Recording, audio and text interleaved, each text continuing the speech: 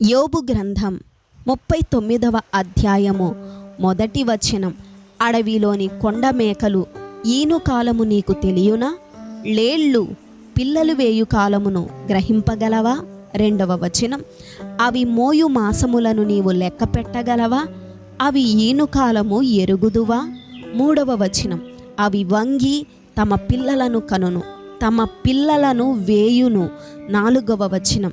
వాటి పిల్లలు పుష్టి కలిగి ఎడారిలో పెరుగును. అవి తల్లులను విడిచిపోయి వాటి యొద్దకు తిరిగి రావు. 5వ వచనం. అడవి గాడిదను స్వేచ్ఛగా పోనిచ్చిన వాడెవడు? అడవి గాడిద కట్లను విప్పినవాడెవడు? 6వ వచనం. నేను అరణ్యమును దానికి ఇల్లుగాను, ఉప్పు పర్రను దానికి నివాస స్థలముగాను నియమించితిని. 7వ వచనం. పట్టణపు కోలాహలమును అది తిరస్కరించును, తోలువాని కేకలను అది వినదు. 8వ వచనం. పర్వతముల పంక్తియే దానికి మేతభూమి, ప్రతి విధమైన పచ్చని మొలకను అది వెదుక్కుకొనును. 9వ వచనం. గురుపోతు నీకు లోబడుటకు సమ్మతించునా? అది నీ శాలలో నిలుచునా? 10వ వచనం. పగ్గము వేసి గురుపోతును నాగటి చాలులో కట్టగలవా? అది నీ చేత తోలబడి లోయలను చదరము చేయునా? 11వ వచనం. దాని బలము గొప్పదని దాన్ని నమ్ముదువా? దానికి నీ పని అప్పగించెదవా? 12వ వచనం. అది నీ ధాన్యమును ఇంటికి తెచ్చి నీ కళ్ళమందున్న ధాన్యమును కూర్చునని దాన్ని నమ్ముదువా? 13వ వచనం.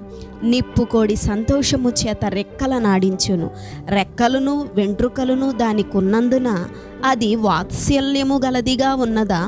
14వ వచనం. లేదు సుమి, అది నేలను దాని గుడ్లను పెట్టును, ధూళిలో వాటిని కాచును. 15వ వచనం.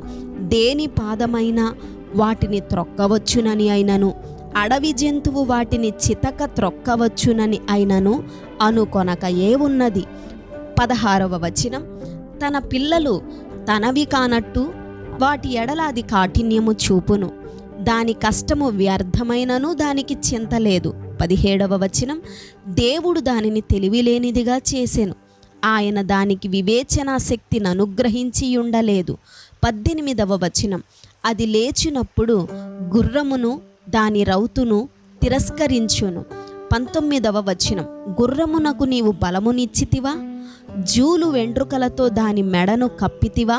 20వ వచనం. మిడత వలె అది గంతులు వేయునట్లు చేయుదువా?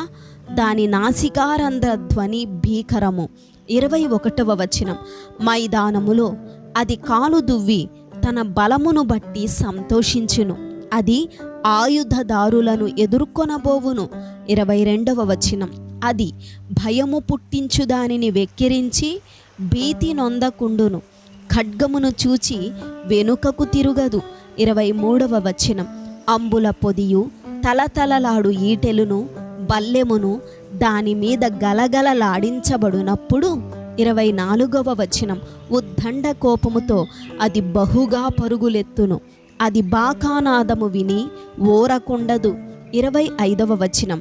బాకానాదము వినబడినప్పుడెల్లా అది ఆహా ఆహా అనుకొని దూరము నుండి యుద్ధవాసన తెలుసుకొనును, సేనాధిపతుల ఆర్భాటమును యుద్ధ ఘోషను వినును. 26వ వచనం. డేగ నీ జ్ఞానము చేతనే ఎగురునా? అది నీ ఆజ్ఞ వలననే తన రెక్కలు దక్షిణ దిక్కునకు చాచునా? 27వ వచనం. పక్షిరాజు నీ ఆజ్ఞకు లోబడి ఆకాశ వీధికెక్కున, తన గూడు ఎత్తైన చోటను కట్టుకొనునా?